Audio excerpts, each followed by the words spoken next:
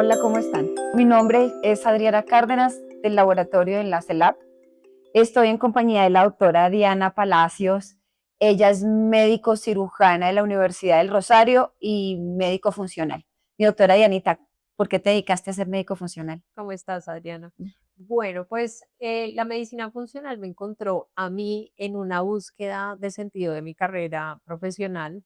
Yo estaba buscando una medicina que me aportara la oportunidad de sanar a las personas. Y cuando uno traslada la medicina convencional a la práctica, cuando ya me gradué, me di cuenta que eso era una actividad de reformulación de medicamentos y no una actividad de realmente construir salud o prevenir enfermedades. Entonces, hice una maestría en bioética y allá conocí la medicina funcional. Y desde entonces he estado estudiando cosas relacionadas, maestría en nutrición, hice mi maestría en bioética, certificados en medicina funcional y demás cursos que me ayudan a construir el servicio que yo ofrezco, donde se modifican hábitos de vida, se dan suplementos, etcétera. Oh, qué interesante. Definitivamente hay cosas que la vida lo van encaminando a uno siempre. Total. Ujú.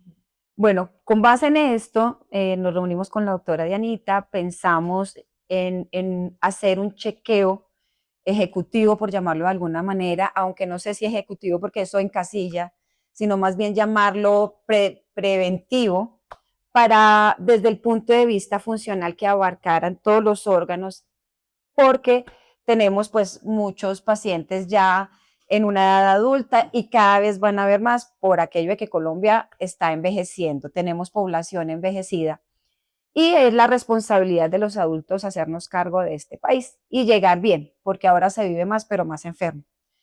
Entonces, teniendo en cuenta todo eso, nos sentamos con la doctora Dianita y armamos un perfil que creemos lo más apropiado para todos este tipo de pacientes y enfrentando las enfermedades crónicas, que es lo que más se aqueja actualmente.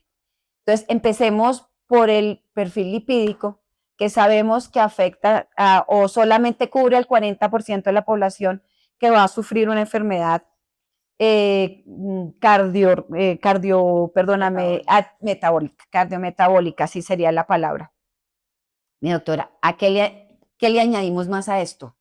Bueno, perfecto. Entonces, la idea es que todos nos debemos hacer un perfil lipídico, pero sí, o sea, eso es, digamos que algo demasiado básico, es un estudio realmente de tamizaje, ¿sí? Es como para medio identificar cuáles son los riesgos.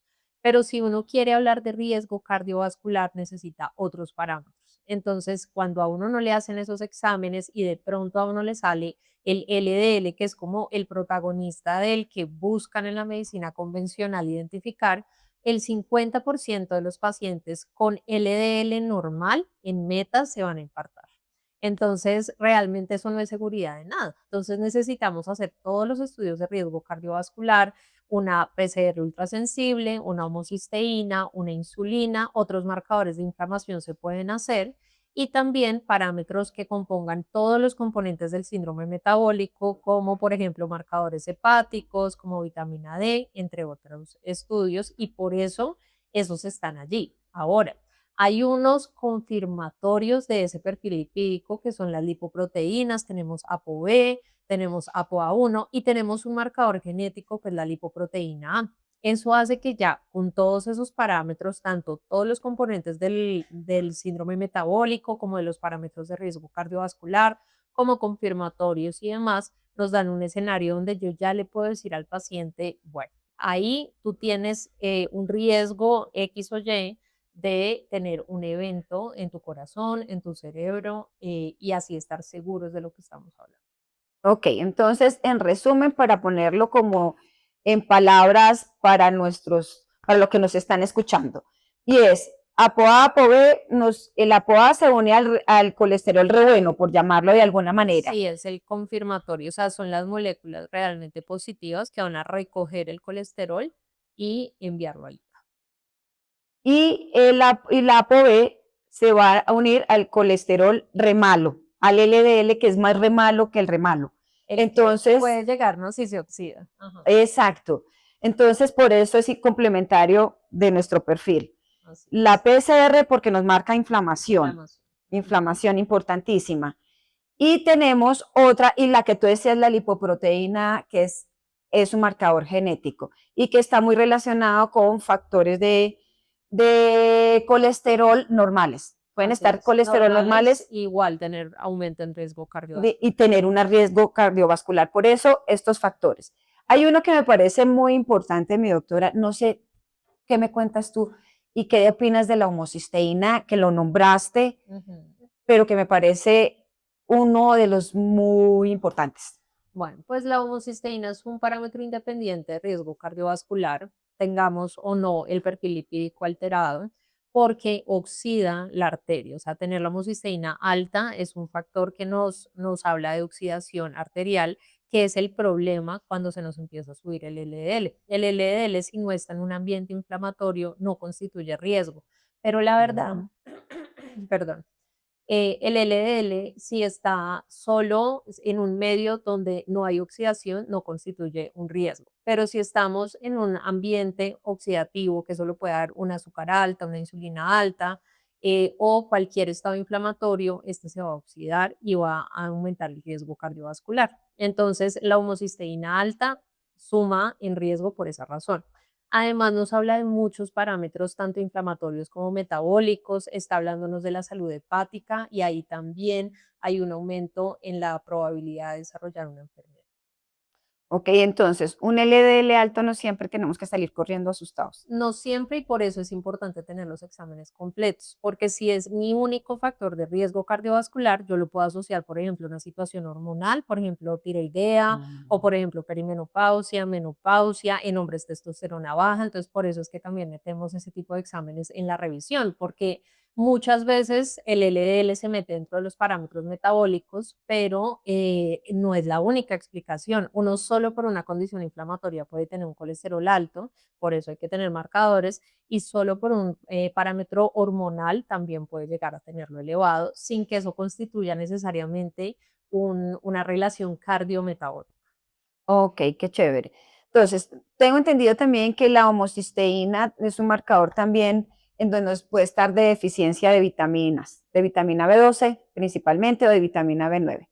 Esto nos abre el campo a la importancia de por qué estamos midiendo vitaminas, mi doc. Entre Sí. esas, vitamina B12, vitamina D. Cuéntame, Bueno, ¿por qué crees tú que debe ser que lo metimos en este perfil? entonces hay unos nutrientes que son básicos, que son como cofactores de las funciones celulares, ¿no? Entonces, por ejemplo, para la homocisteína está el ácido fólico y la vitamina B12. Entonces, solo por una deficiencia de estos nutrientes, ese parámetro se puede aumentar porque interrumpe su metabolismo hepático. Entonces, pues solo reemplazando eso, a veces es muy sencillo, ¿no? A veces no tanto, pero a veces puede llegar a ser sencillo y solo sabiendo que yo tengo esa deficiencia y corrigiéndola con un suplemento, mi salud puede cambiar. También tenemos para el síndrome metabólico la deficiencia de vitamina D, porque resulta que la vitamina D se consume en ambientes inflamatorios. Entonces, todo lo que implique inflamación me va a disminuir mi vitamina D. Entonces, también yo puedo suplementarla. Podemos medir otras cosas como el selenio, como el hierro, que va a tener que ver, por ejemplo, con la función tiroidea. Puede ser que solo por un estado de anemia o deficiencia de hierro o una deficiencia de selenio, mi tiroides no funcione bien, me genere una tiroides disfuncional como un hipotiroidismo subclínico que ya sabemos que trae múltiples problemáticas en la salud. Ah, qué chévere. Entonces, la vitamina D. Hablemos de un poquito, también estás hablando de la vitamina D y hablamos que la vitamina D nos ayuda también a mantener una salud sexual o ayuda a la formación de hormonas sexuales. Pero quisiera, antes de hablar de la salud de hormonas sexuales, me gustaría hablar de ya que vamos a entrar en hormonas y dando el paso a las hormonas en este perfil que también es muy importante. Alguien me decía frente a las hormonas, es muy bueno arreglar la carretera, pero Ujú. necesitamos carritos que pasen por ella y estas son las hormonas. Entonces también son importantes estos carritos. Una de las más importantes es el eje de la tiroides, mi doc. ¿Tú qué piensas? Sí, pues Cuéntame. tenemos dos ejes súper importantes. Está el eje HPA, que es el del cortisol, y está el eje tiroideo. Ambos van a tener que ver. Muy importante cuando estamos revisando, por ejemplo, perimenopausia y menopausia, tener estos dos parámetros claros dentro de la intervención. Entonces podemos hacer la curva de cortisol, podemos medir el DHA, podemos medir toda la función tiroidea, incluyendo incluso parámetros un poquito más especializados como la T3 reversa, que nos ayuda a ver todo el panorama. Y hay que entender que las hormonas todas se relacionan con todas en algún punto. Entonces, por ejemplo, yo puedo tener como hombre una deficiencia en la testosterona y que sea culpa de mi cortisol, por ejemplo. O yo puedo, por ejemplo, tener síntomas de perimenopausia muy marcados y resulta que la culpa de ese refuerzo en los síntomas es de mi tiroides. Entonces, nuevamente, si yo me quedo solo con las hormonas sexuales, pues realmente no veo el Mm. escenario completo. Ahora, por ejemplo, los nutrientes como la vitamina D, allí pues la vitamina D cada vez sabemos que tiene una función más como hormona que como Sí. nutriente. Tiene pues múltiples efectos en nuestro cuerpo, por eso, mejor dicho, quien no tenga una vitamina D está perdiéndose mucha información de su salud. Y la idea es que esto también va a estar ahí en la construcción de estas hormonas. Si nosotros no tenemos sustrato y las hormonas sexuales, el sustrato va muy por el lado de la grasa, pues definitivamente no vamos a tener cómo arreglar situaciones ya tipo perimenopausia y menopausia. Entonces, básico. Ujú. Sí, me he escuchado de lo que estás comentando. Entonces, la tiroides es como la señora y el cortisol es como el esposo. Es un Ujú. matrimonio que no debería ser, no deberían desprenderse, vivir para toda la vida, felices y contentos, para poder llegar a una salud energética también, ¿no? De Ujú. energía, porque Así entonces es. la tiroides nos ayuda a mantener y calcula como que regula la energía diaria y el tan concebido estrés. El cortisol es el que nos va a ayudar a manejar este estrés, importantes para defenderte todo el día en este diario vivir definitivamente.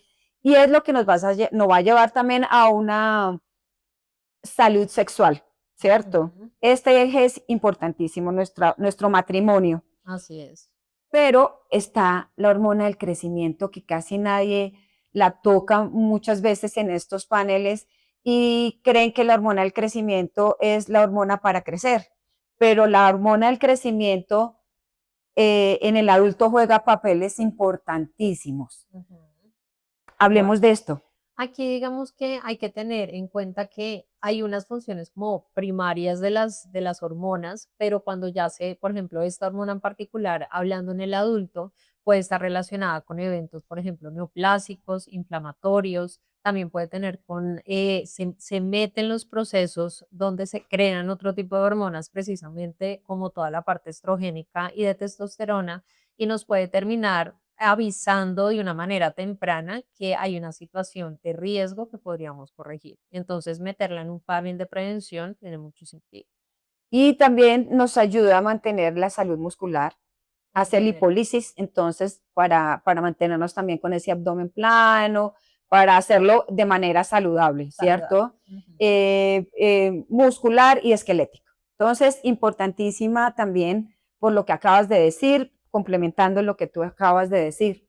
Y ahí sí vayámonos a las hormonas sexuales porque son supremamente importantes en esta vida, pero la, esta salud depende de los tres anteriores, pienso Así yo, es. para podernos meter verdaderamente a esta situación de la salud sexual. ¿Cómo lo ves tú? Bueno, pues digamos que hay un antes y un después en las hormonas sexuales. El antes es que, pues todo lo que hablábamos de esa relación que tienen con el cortisol, con la tiroides y con la insulina, ¿no? O sea, ahí están las Importante. tres súper Sí, no la protagónicas. habíamos nombrado. Si no tenemos esta información, no sabemos por qué tal vez testosterona o estrógeno se altera.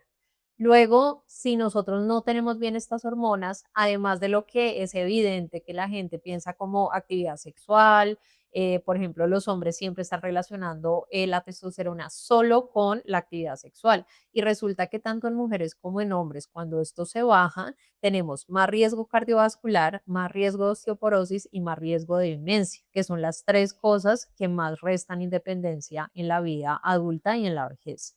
Entonces, si yo termino desarrollando un infarto que me deja sin poder, por ejemplo, tener caminatas largas porque ya estoy totalmente Sí, fatigado. Tengo un grado de demencia que no me permite salir solo a la calle y me fracturo la cadera, pues quedo totalmente incapacitado. dependiente de otras personas y eso suma la carga de cuidado y es uno de los problemas que vemos hoy en día. Hay muchos adultos mayores que necesitan vitalmente el cuidado de otros y pues es una actividad demandante y costosa.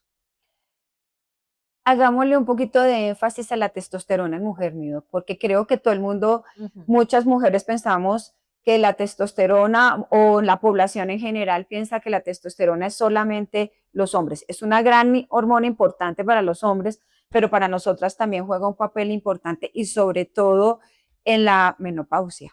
Así es. La idea es que nosotras a lo largo de toda la vida, que ya tenemos un ciclo menstrual, vamos a tener un nivel de testosterona que debe ser como estable. Ese no se mueve tanto como las otras hormonas, como por ejemplo los estrógenos, LH, PSH, que son parte de lo que igual medimos. Pero en la perimenopausia y menopausia se disminuye la testosterona, esa base que ya traíamos, y es clave, por ejemplo, para hacer terapias de reemplazo hormonal bien hechas, ¿sí?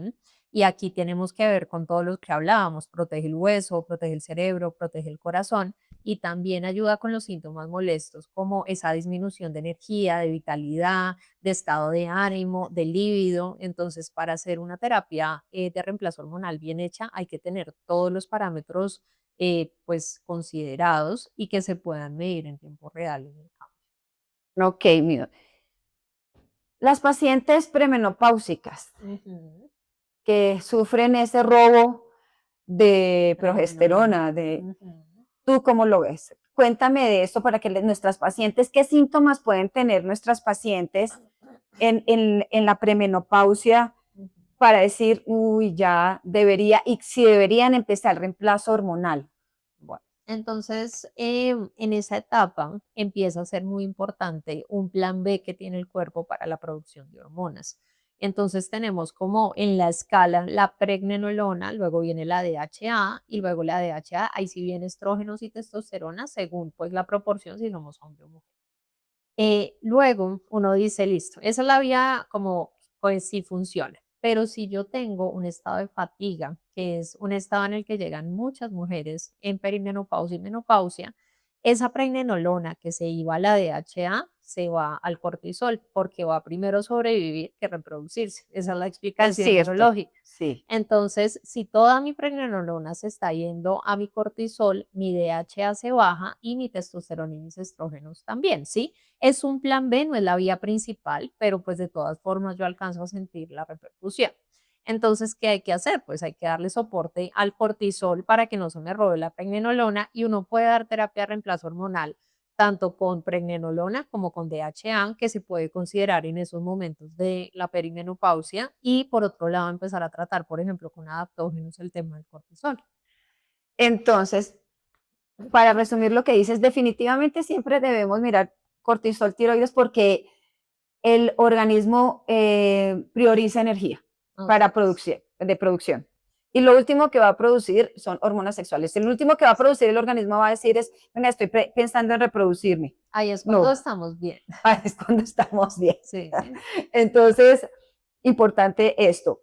Entonces, para nuestras mujeres, testosterona deberíamos medirle estradiol y progesterona. Progesterona, DHA, también se puede medir y de hecho lo tenemos ahí Sí. considerado.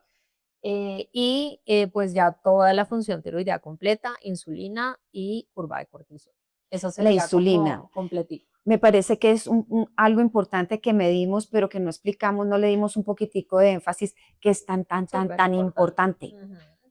Entonces, la insulina está metida en todo porque realmente las hormonas todas se comunican de una u otra forma, pero cuando estamos hablando de insulina estamos hablando de metabolismo. Entonces, ahí está el centro de la problemática mayor a nivel mundial, ¿no? O sea, las enfermedades crónicas no transmisibles son el problema que tenemos hoy en día y enfermedades como la diabetes y la obesidad puntúan dentro de las que más prevalentes son, que es como lo que más presenta la población. Entonces, ¿Cómo empieza todo eso? Empieza desde una resistencia a la insulina, ¿sí? Y esto solo requiere que midamos insulina basal, glicemia basal, ahí se calcula el índice de OMA y ya sabemos si tenemos resistencia a la insulina o no. Si tenemos resistencia a la insulina, vamos a revisar los otros parámetros metabólicos, función hepática, la vitamina D, también podemos medir TSH, el perfil lipídico y todo lo que hablamos, la PCR, ¿sí? Y se complementa con otras cosas como tensión arterial, peso y demás. Ahí ya sabemos eso. Si tenemos un síndrome metabólico, tenemos más riesgo de tener hipertensión, hígado graso, diabetes, obesidad, que son las enfermedades más comunes hoy en día. Ahora, si yo ya sabía que tenía resistencia a la insulina, pues puedo hacer algo al respecto. Y la verdad es que entre resistencia a la insulina y diabetes hay por lo menos 10 años. Entonces es realmente muy, o sea, realmente tengo una ventaja si mido la insulina porque puedo prevenir llegar a esa situación, ¿sí? Ahí es súper importante. Y pues la insulina se mete en todo lo demás porque tiene que ver con el ovario poliquístico, tiene que ver con las hormonas Mm, sexuales en mm. general, representa un factor inflamatorio. Entonces, todo lo que se potencie con un estado inflamatorio como una enfermedad autoinmune tiene que ver también ahí. Entonces, pues realmente es un básico hacerse Sí. una insulina basal. Además, el hecho de tener diabetes nos puede llevar a un infarto o a una alteración renal que nos puede llevar a una hipertensión o todo lo anterior a una Exacto. diabetes. Creo que eso es un hilo Y muy todo eso se unido. puede evitar. Tal vez eso Entonces, es el mensaje más importante y es que si yo tengo mis exámenes a tiempo, pues yo puedo evitar desarrollar enfermedades. La medicina funcional trabaja mucho en la prevención sí. y yo teniendo una función tiroidea, insulina, cortisol, hormonas sexuales, nutrientes, marcadores de inflamación, ahí ya tengo un mapa completo para decir, listo, qué es lo que necesito hacer para trabajar en mi salud y no llegar a esos estados de enfermedad. O si tengo los estados de enfermedad, porque hay gente que lamentablemente se hace estos exámenes y ya identificamos esa Generalmente, enfermedad, ¿no? ¿cómo me devuelvo, no? Pero ambas cosas son posibles, tanto devolverse de enfermedad, disfunción a Qué saludable, como bueno, quedarse en saludable y no tener que vivir todo este proceso. qué bueno, eso es una buena esperanza. Sí, sí, Sí. y la gran mayoría de personas mejoran. O sea, de pronto, si yo tengo, no sé, ya una enfermedad muy compleja, pues lo que hago es tener un muy buen control de esa patología. Pero muchas personas llegan, por ejemplo, a la consulta con prediabetes. Ahí se puede revertir sin ningún problema. Incluso la diabetes en los primeros años también se puede llegar a normalizar y si no, a controlar muy bien. Realmente, una de las situaciones más tristes con los pacientes es esas enfermedades que se complican, ¿no? Porque una cosa es tener una diabetes controlada y otra cosa es ya estar infartado, en falla Ajá. renal, con una amputación, ciego, Ay, sí, sí. sí. O sea, estos marcadores bioquímicos que hemos venido hablando en el transcurso de esta charla, si los hacemos de manera más temprana, Tenemos podemos una prevenir. ventaja total, una ventaja grande, grande. Sí, y yo he escuchado que estas enfermedades crónicas empiezan desde edades tempranas y cada vez más tempranas. Entonces, ¿cuál es la edad que tú consideras que deberíamos hacer estos parámetros? Y ahorita seguimos hablando de los otros. Bueno, pues la verdad es que medicina funcional hay desde que somos bebés, ¿no? Ah, Entonces, ok. ¿qué pasa? Que mi salud, por ejemplo, cardiometabólica se empieza a formar en el embarazo, en mi embarazo. Entonces, si mi mamá tuvo diabetes gestacional, si tenía obesidad, si tenía una mala alimentación, ya son puntos para que yo desarrolle en la adultez una enfermedad cardiometabólica. Entonces, ahí uno ya dice, pues, o sea, nací con desventaja en ese sentido. Pero luego la historia no mejora porque vienen comidas súper dulces para Sí, los niños, sí, las sí. leches que vienen con azúcar y demás. Entonces, casi que niños de 12 años ya pueden presentar resistencia a la insulina, ya pueden tener hipotiroidismo subclínico. Entonces, este panel, yo diría, yo trabajo principalmente con adultos, empezar 14 años y de ahí en adelante, según los resultados, fijar una periodicidad a realizarlos. Hablemos de los marcadores proinflamatorios. Se habla de la enfermedad inflamatoria de bajo De bajo grado, grado. Ujú. ¿cierto? Sí. Yo digo calprotectina en esas porque es aquella, es como el fuego, es como Ujú. la chispa para el fuego. de ahí para adelante, qué hacemos interleuquina 6? ¿Qué más podemos medir, Nido? Y que lo metimos en el panel pensando en estos pacientes. Tenemos los básicos, que es la PCR ultrasensible, la ferritina y la BSG, ¿sí? La velocidad de eritrosedimentación. Esos nos hablan de una inflamación general. Luego están las interleuquinas, que ya son Sí. una respuesta de nuestro sistema inmune Mm. y vemos que está activado en ese momento, o sea, como que no es algo crónico del pasado, que sí podría ser, por ejemplo, en el caso de la ferritina, por Ajá. ejemplo, pero aquí ya es una situación del momento. Y luego ya empezamos a tener marcadores más puntuales, por ejemplo, los anticuerpos antinucleares que nos hablan de una situación de autoinmunidad, no un diagnóstico puntual, pero sí como que ya se abre esa puerta, y la calprotectina que nos habla más desde el sistema digestivo. Entonces ahí podemos empezar a jugar con todos los anticuerpos porque autoinmunidad puede haber en cualquier lugar. Sí. Y una de las más importantes es la de la tiroides. Entonces, casi que es un básico meter en la función tiroidea los anticuerpos, porque la primera Mm. causa del hipotiroidismo es la autoinmunidad.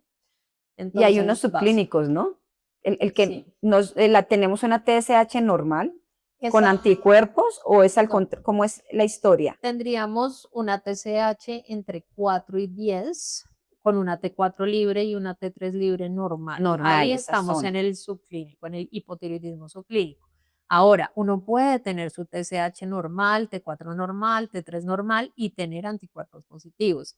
Y en ese caso, uno podría presentar síntomas de hipotiroidismo aún con esa función que esté en rangos normales. Entonces, si uno va a una consulta convencional, usualmente le dicen todo está bien con tu tiroides, olvídate de ese punto, por ahí no es. Y uno sí tenía los anticuerpos positivos. ¿Qué pasa?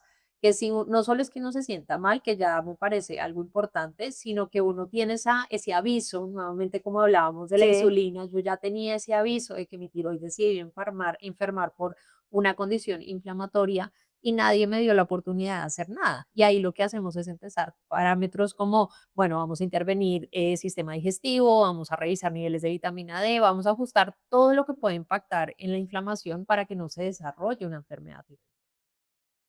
Bueno, me estoy emocionada. Ahora, la otra parte frente a hígado y riñón. Entonces, una cosa que evaluamos también es un perfil hepático, pero también es porque son nuestros grandes detoxificadores de nuestro sistema. Ujú. Pero sin eso tampoco puede funcionar todo lo que tú nos estás Así contando. es. ¿Por qué? El hígado, yo creo que es como el administrador, así lo puede entender cualquier persona. Él tiene todos los recursos y puede hacer uso de ellos. Tenemos varias cosas que pasan en el hígado, no son solo los nutrientes, que digamos que es lo básico que uno diría, por ahí pasa toda la absorción de nutrientes y se regula, está todo el metabolismo porque ahí hay una de las reservas energéticas más importantes de azúcar. Sí, Está todo el proceso hormonal, tanto de tiroides como de estrógenos, porque está relacionado con la recirculación de estrógenos y puede claro. estar relacionado con el hiperestrogenismo, que es importante en endometriosis, en perimenopausia y en menopausia cuando estamos haciendo reemplazos. También en ovario poliquístico se puede ver ovarios poliquísticos con hiperestrogenismo por culpa del hígado. Y también está el tema tiroideo. Entonces ahí también se da la conversión o tiene que ver más bien la conversión de T4 a T3. Entonces, si no tenemos un hígado que nos respalde, realmente pues todos los otros procesos se van a ver afectados. Y entonces ahí tenemos varios parámetros para poder medir esa función. El riñón, pues tenemos ahí como unos parámetros que nos hablan de más de disfunción que de función, ¿no? O sea, como que ya nos avisa que hay algo que está pasando, que es la creatinina y el BUN, que son como situaciones como de revisión general. Y tenemos el marcador de cistatina C para cuando Mm, hay, por ejemplo, y en mi consulta es muy importante eso porque hay mm. pacientes con un nivel de masa muscular pues mayor. Mayor. Bueno, veníamos conversando sobre el hígado. Para complementar lo del hígado, hay una proteína muy importante y es la globulina transportadora de hormonas sexuales, que es importante que la midamos. Así es. Así es, ¿por qué? Bueno, entonces, ¿qué pasa? Nosotros podemos tener unos niveles de hormonas totales muy apropiados, pero si nuestro cuerpo no las libera, por decirlo así, de esta transportadora que si está elevada es el problema, pues no vamos a tener la función en el blanco, ¿no? Digamos que las hormonas necesitan un transportador, ese es el transportador y el cuerpo debe como soltarlo, ¿no? Si no se suelta, pues sencillamente no puede tener efecto periférico y perdemos esa función. Y esa es la razón, por ejemplo, para que un hombre tenga testosterona total adecuada, pero libre ya no, ¿sí? Entonces, depende del hígado y depende muchísimo de la inflamación, del cortisol y de los parámetros tiroideos. Entonces volvemos a la misma reflexión. Todo tiene que ver con todo y por eso es importante tener en cuenta la información completa.